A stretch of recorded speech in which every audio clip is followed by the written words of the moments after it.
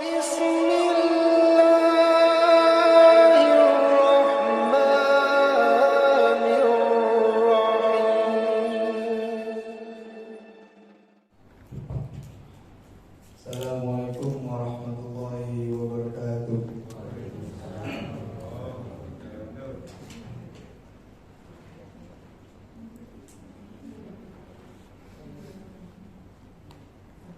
A'udzu billahi minasy syaithanir rajim.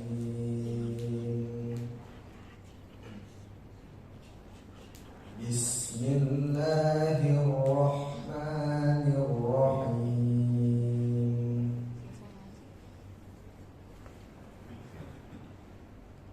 Ya ayyuhan nasu ittaqu rabbakumul ladzi khalaqakum min nafsin wahidah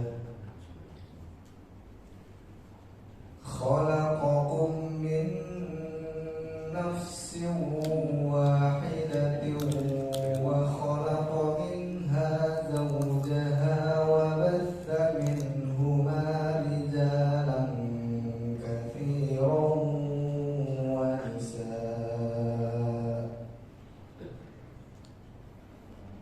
Wattaqullaha alladzi tasaaluna bihi wal arham. Innallaha kana 'alaykum raqiba. Wa atul yatama amwalahum wa la tatabaddalu al-khabitha bit-tayyib wa la ta'kulu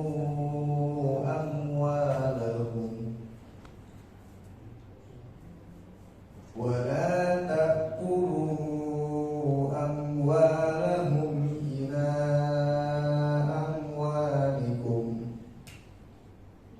innahu kana huban kabira.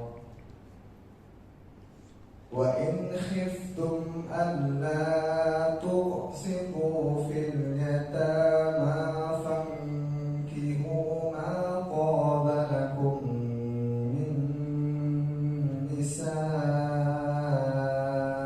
mathna wa thulatha wa ruba'. Fa in khiftum alla ta'dilu fawahidatan aw ma malakat aymanukum dzalika adna an la ta'ulu. Sadaqallahul azim. Wassalamualaikum warahmatullahi wabarakatuh. Waalaikumsalam warahmatullahi wabarakatuh.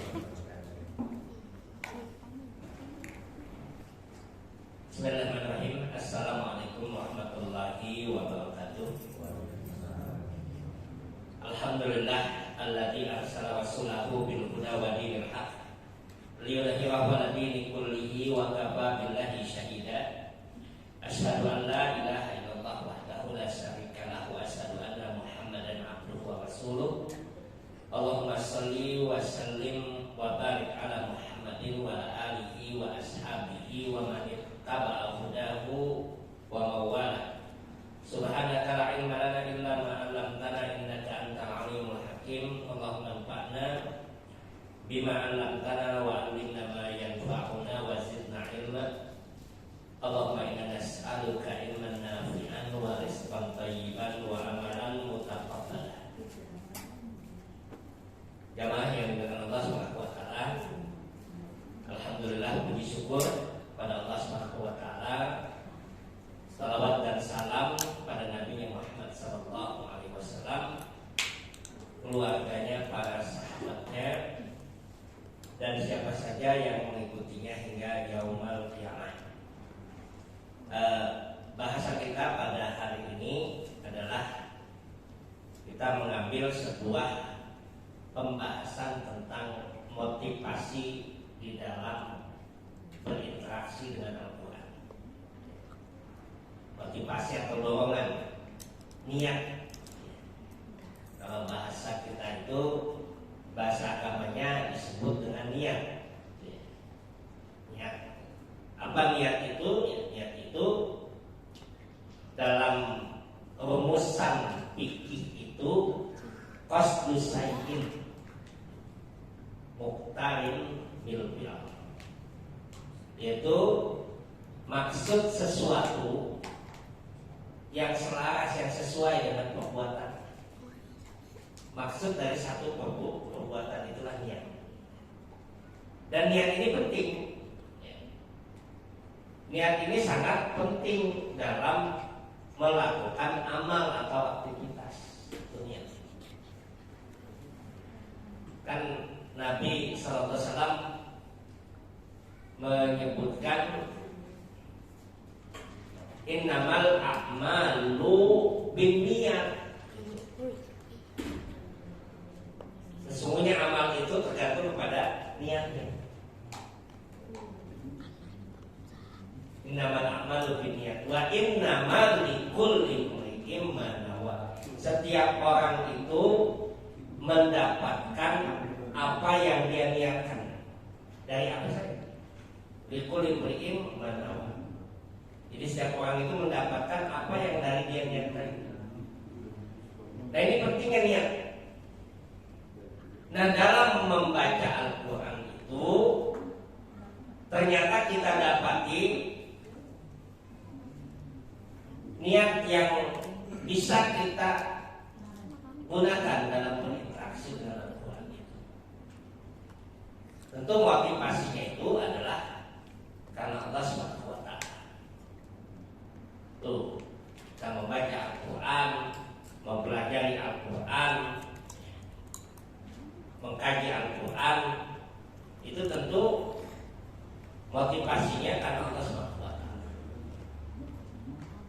Tapi ada beberapa niat yang kemarin kalau lihat dalam mata itu kurang lebih ada 17 gitu ya, motivasi yang disebutkan dalam Al-Quran. Yang pertama itu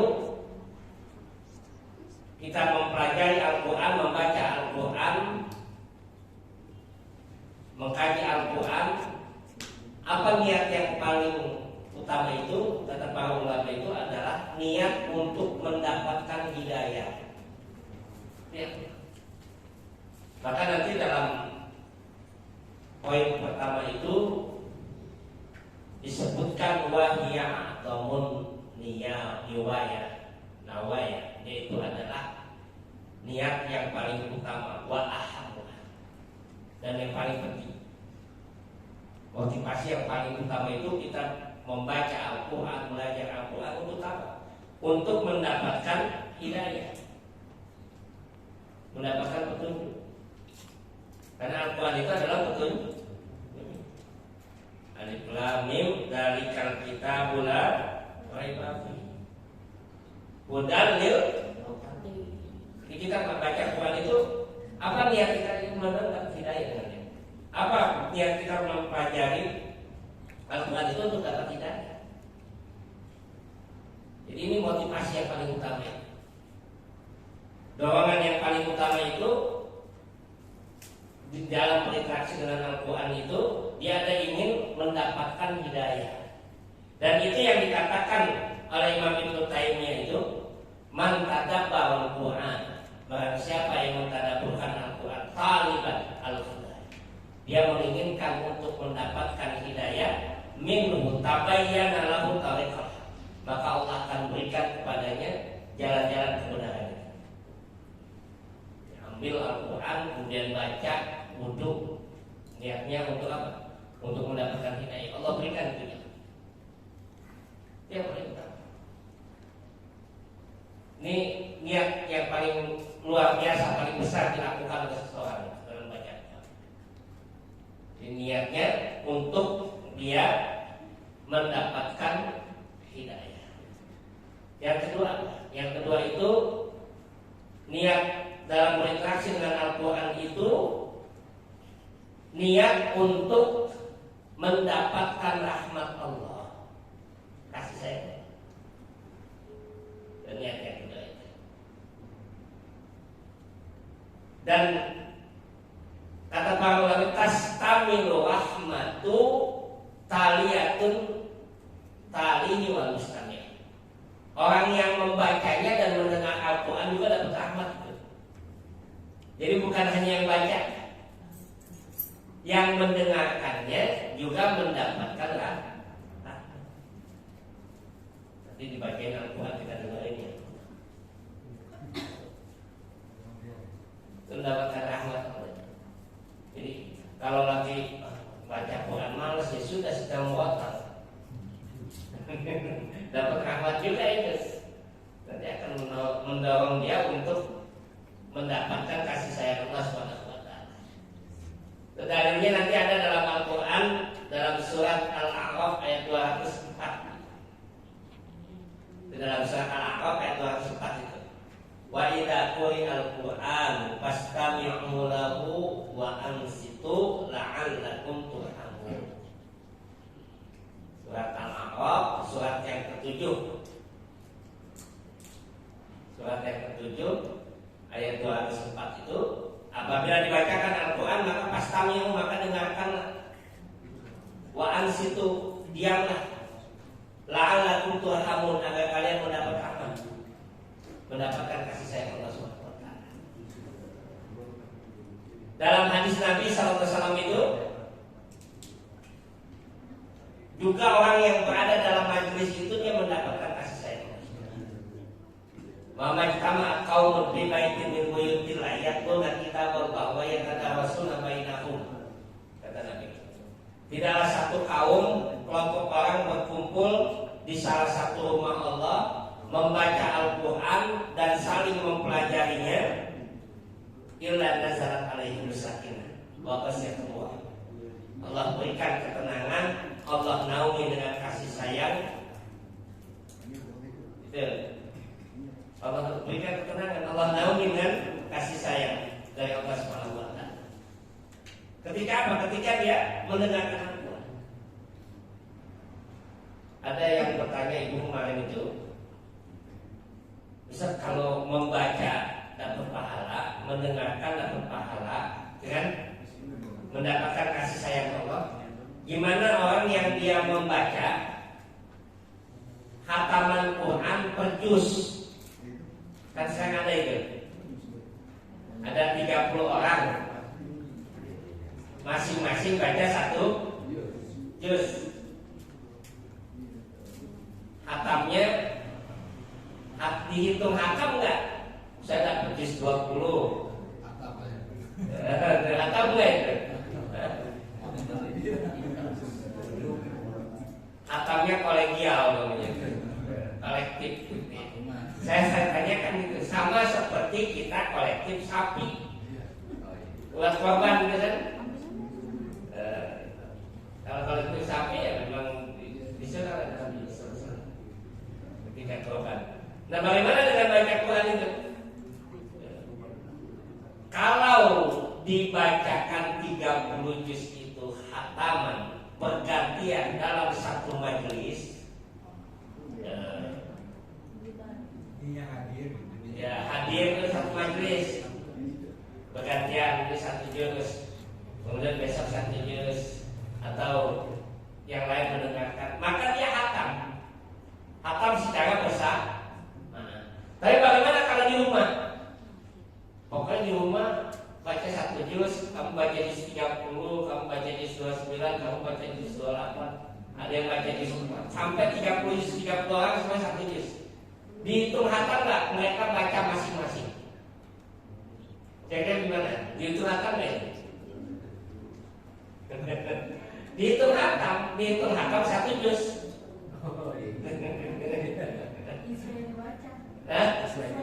Yang dibaca dihitung hatam satu juz. Tapi nanti kalau dia bergantian dan rutin, masing-masing kan akan mendapatkan bagian yang sama. Saya juz 1 misalkan, besok juz 2, besok putaran berikutnya juz 3 misalkan. Maka dia secara otomatis hatam, dan ini memberikan motivasi. Jadi tidak masalah. Artinya dari sisi khataman, kalau dia berada dalam saat hadir dalam satu majelis, dia mendapatkan menghafalkan Quran itu secara bersamaan. Tapi kalau di rumah masing-masing, maka dia telah menghatamkan sampai putarannya kebagian semua, baru dia menghatamkan 30 juz. Kayak orang main arisan. Arisan kan begitu. Arisan hari ini siapa yang dapat, saya dapat, besok siapa. Sampai semuanya selesai, baru arisannya dianggap selesai. Kalau semuanya kebagian, semuanya juz, baru dianggap dia hatam. Logika yang disampaikan oleh banyak ulama. Nah, yang ketiga itu dalam membaca Al-Quran, berinteraksi dengan Al-Quran, ada motivasi yang ketiga yang harus kita ambil. Adalah motivasi kita bermunajat, berdialog dengan Allah. Terutama dalam membaca suratul Fatihah ketika sholat. Itu yang waktu Pak Haji Iskandar membahas itu hadisnya disebutkan itu. Ya. Hadis yang cukup panjang, kata Nabi sallallahu alaihi wasallam, qala Allah tabaraka wa taala qasamtul as-salat ala ibad nisfain. Aku membagi salat itu baini wa baina abdi, antara diriku dengan hambaku itu dua bagian. Ada yang bagian buat Allah, ada yang bagian buat hamba. Terus membagi salat itu ada yang bagian buat Allah dan ada yang bagian buat hambanya. Lalu kemudian Allah menyatakan wali abdi masa, dan setiap hamba itu mendapatkan apa yang dia minta bagiannya. Faidah qala, maka kalau dia mengatakan alhamdulillahirabbil alamin, qala Allah taala, Allah akan mengatakan hamidani abdi, hambaku telah memujiku. Kenapa? Itu bagian Allah. Allah dipuji oleh hamba. Sampai kalimat itu hada li abdi wali abdi masalah. Dan bagian hambanya itu nanti apa yang dia minta. Apa yang diminta dalam salat itu? Yaitu ihdinas siratal mustaqim siratal ladzina an'amta 'alaihim ghairil maghdubi 'alaihim waladdallin. Dan itu akan menjadi bagian hambanya. Artinya apa? Allah akan berikan itu. Nah, hadis ini menunjukkan bahwa orang yang membaca Quran itu dia sedang berdialog. Membaca surat Al-Fatihah, Allah jawab apa yang dia baca. Jadi jangan apa, ketika membaca Quran itu kita pikir cuma sekedar baca, tidak. Tetapi kita sedang berdialog dengan Allah Subhanahu wa taala. Maka kalau lihat tulisannya apa, murid-muridnya Pak A.R. Fahrudin itu, salah satu ketua Muhammadiyah itu, Pak A.R. itu kalau dia baca Quran itu, murid-muridnya itu cerita, kalau beliau baca Quran itu baca apa itu, baru sebentar dia baca langsung astagfirullah. Lalu dia baca, terus dia baca lagi, astagfirullah. Terus dia baca doa. Karena apa? Karena paham artinya. Dia seakan-akan dia berdialog dengan Allah SWT. Itu mulai. Maka perlu bagi kita untuk tahu itu. Kita baca apa artinya, apa maksudnya. Nah, ini yang ketiga. Yang keempat nanti, dan ini yang banyak kita minta itu, yang keempat itu apa? Niatul istisqa. As-sifa wal istisqa. Meniatkan Al-Quran itu untuk obat dan mengobati penyakit. Kamu bisa tuh? Bisa nggak tuh? Jadi Al-Quran itu untuk mengobati penyakit dan sebagai obat. Bisa? Yang bilang bisa itu bukan saya tapi Allah. Ya, yang menyebutkan Allah, yang menyebutkan itu Allah. Jadi bukan kita, bukan manusia yang menyebutkan. Apa manunazzilu hadzal Quran? Apa? Tidaklah kami turunkan Al-Quran itu mengapa sifaun wa rahmatun lil mu'minin. Al-Quran itu apa? Tidak diturunkan Al-Quran itu melainkan dia sifat, penawar, kata Allah Subhanahu wa taala. Penawar yang menyembuhkan, obat yang penyembuh. Nanti pertanyaan berikutnya itu bagaimana caranya Al-Quran menyembuhkan? Apa baca Qurannya, kasih ayatnya, lalu tiupin, atau seperti yang di televisi itu? Ya, itu kan. Tapi kalau Al-Quran itu sifat, Al-Quran itu obat, Al-Quran itu penawar, sepakat para ulama itu bahwa Al-Quran itu adalah sifat penawar obat. Karena Allah menegaskan itu, ma nunazzilu wa nunazzilu minal Qur'ani ma huwa shifaa'un wa rahmatul lil mu'minin. Dan tidaklah kami turunkan Al-Quran itu melainkan sebagai apa? Sebagai penawar, sebagai obat, sebagai rahmat kasih sayang bagi orang mukmin. Sepakat para ulama, ada yang beda. Obat untuk apa? Pertama, obat untuk rohaninya. Yang kedua, obat untuk fisiknya. Yang ketiga, obat untuk hatinya. Maka kalau ibu-ibu lagi kesel-kesel udah berkurang aja.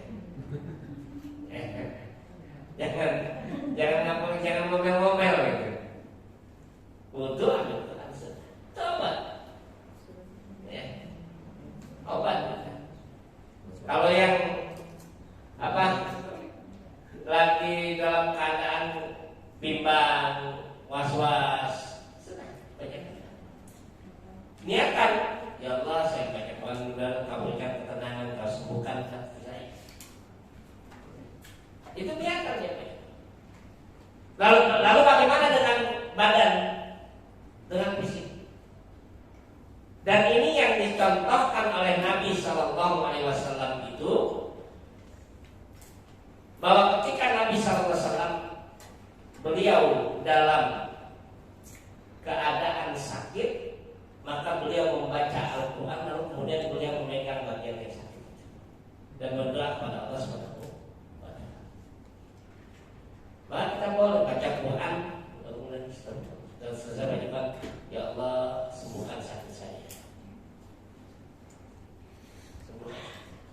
Tidak ada satupun obat yang paling efektif, kata para ulama tafsir itu, kecuali Al-Quran.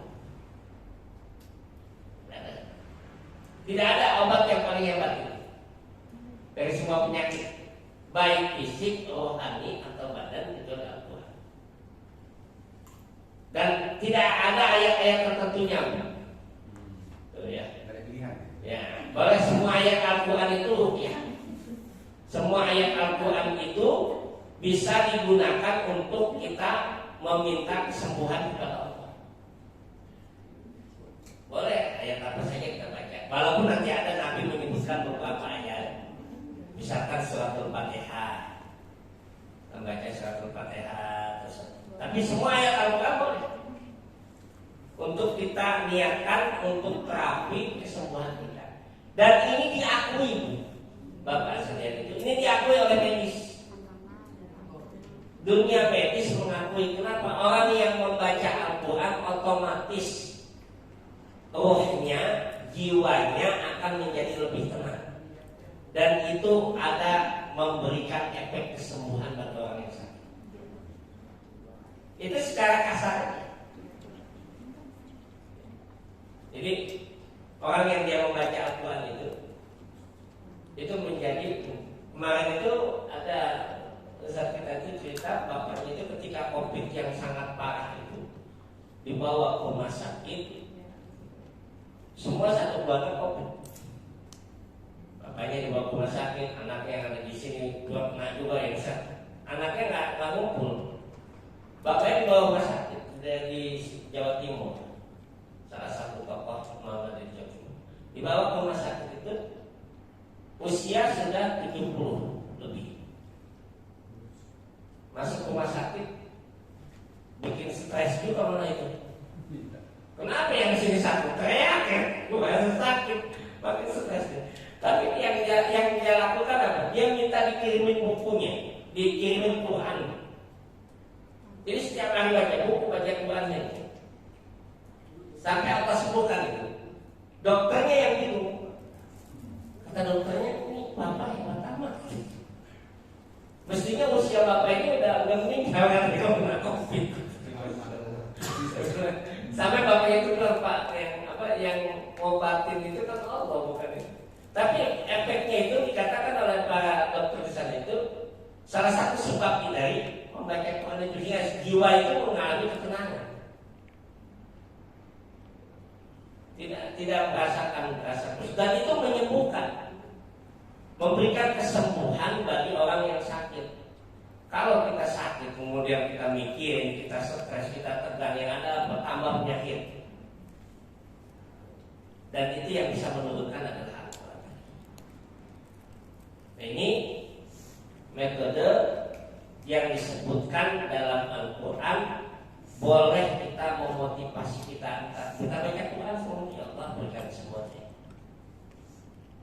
Memberikan niat dorongan kita untuk membaca Quran itu agar Allah berikan kesembuhan dalam diri kita. Itu yang keempat. Nanti yang kelima ada niat kita untuk membaca Al-Quran. Motivasinya adalah untuk ilmu dan mengajarkan. Kita baca Quran itu apa? Karena khairukum man ta'allama al-Quran wa 'allamahu. Yang paling baik itu orang yang mengajarkan Al-Quran, yang belajar Al-Quran dan mengajarkannya. Walaupun hanya misalkan mengajarkan Iqra, mengajarkan metode baca Quran misalnya. Kan sebetulnya ringan gitu ya. Tapi nilainya besar. Jariyahnya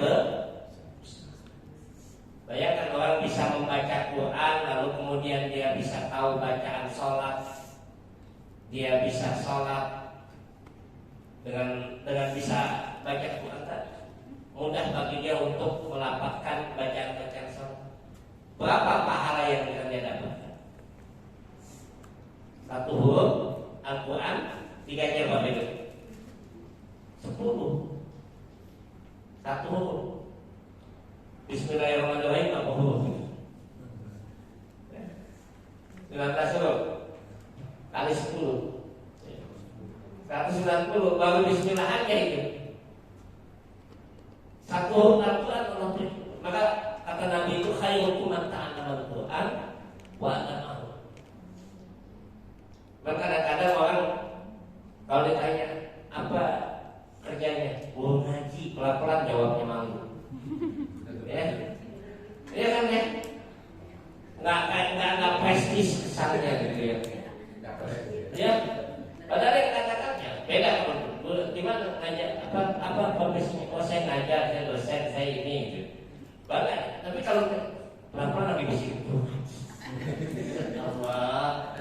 Padahal ini kata Allah itu khairukum man ta'allama al-Quran wa 'allamahu itu kata Nabi. Yang paling baik itu orang yang mengajarkan Al-Quran, mempelajari Al-Quran. Dia paling baik. Kenapa? Karena dia mengajarkan firman Allah. Mengajarkan firman Allah. Seorang dokter, seorang profesor. Jawabannya, ketika dia mengucapkan ucapannya, dia akan mengutip pendapat orang, omongan orang dari simpulan. Misalkan profesor ini, dokter ini mengatakan penelitian ini, dia mengutip perkataan orang. Orang yang mengajarkan Al-Quran itu dia mengajarkan firman Allah, bukan nanti perkataan manusia. Dia mengutip firman Allah. Luar biasa nilainya. Ini niat. Jadi niatkan yang antara niat Al-Quran itu adalah dia berniat untuk bisa mengajarkan Al-Quran, dan yang berikutnya adalah mengamalkan. Dan niat Al-Quran itu membaca Al-Quran, ya Allah mudah-mudahan saya bisa mengamalkan. Jangan sampai nanti kita mempelajari Al-Quran tidak ada niat untuk mengamalkan, tidak bisa mengamalkan dalam kehidupan dunia itu, apa yang terjadi nanti penyesalan. Dan keutamaannya apa? Keutamaan ini saya sebutkan hadis itu, yu'ta yaumal qiyamati bil Quran. Nanti di hari kiamat itu dibangkitkan seseorang dengan Al-Quran yang dibaca. Dengan Al-Quran yang dibaca itu dibangkitkannya di yaumal kiamat. Dan kemudian kata Nabi SAW, wa ahlihim ladina kanu ya'maluna fid dunya. Allah bangkitkan bersama dengan orang yang dulu mengamalkan di dunia. Takdumu suratu Baqarah, maka dimulai suratul Baqarah yang akan memberikan syafaat dan kesaksian. Wa suratu Ali Imran dan surat Ali Imran. Tuhan jadi dia akan mengatakan, ya Allah saya bersaksi dulu dia baca saya waktu di dunia ini. Waktu di dunia dia baca saya.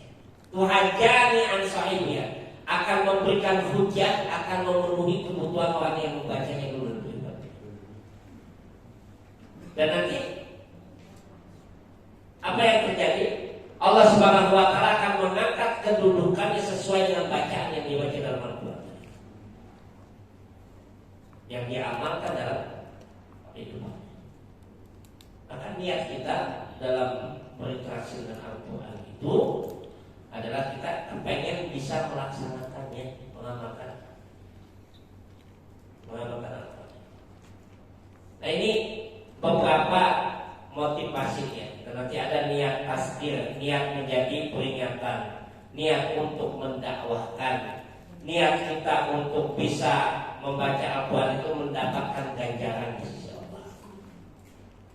Yang kesemua itu, niat itu berpusat pada apa?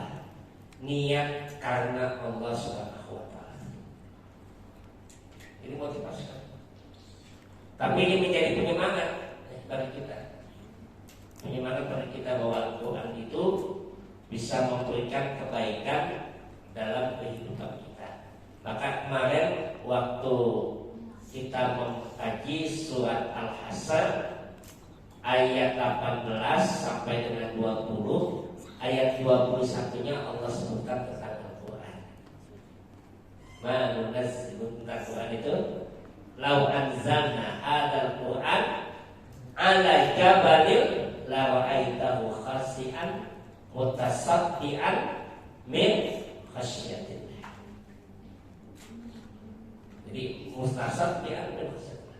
Kalau seandainya Al-Quran itu diturunkan di satu gunung, maka kamu akan lihat gunung itu akan hancur. Karena takutnya kepada Allah SWT. Ini menunjukkan keutamaan Al-Quran. Cuma sayang Al-Quran itu banyak diabaikan. Jadi ini mudah-mudahan Allah berikan kekuatan, motivasi buat kita untuk berinteraksi terus dengan Al-Quran. Karena tidak ada yang terbaik bagi seseorang kecuali ketika dia mau mempelajari Al-Quran, mau membaca Al-Quran. Walaupun kadang-kadang malasnya muncul itu, ya. Capeknya muncul gitu ya. Apalagi kalau yang muda-muda ini, yang muda-muda, ya one day one juice, baca khatamnya kadang-kadang nggak selesai juga. Apalagi yang menghafalkan Quran, kadang-kadang muncul bosannya itu. Ya. Bahkan Nawab itu bosan juga itu. Setorannya sudah 15 juz.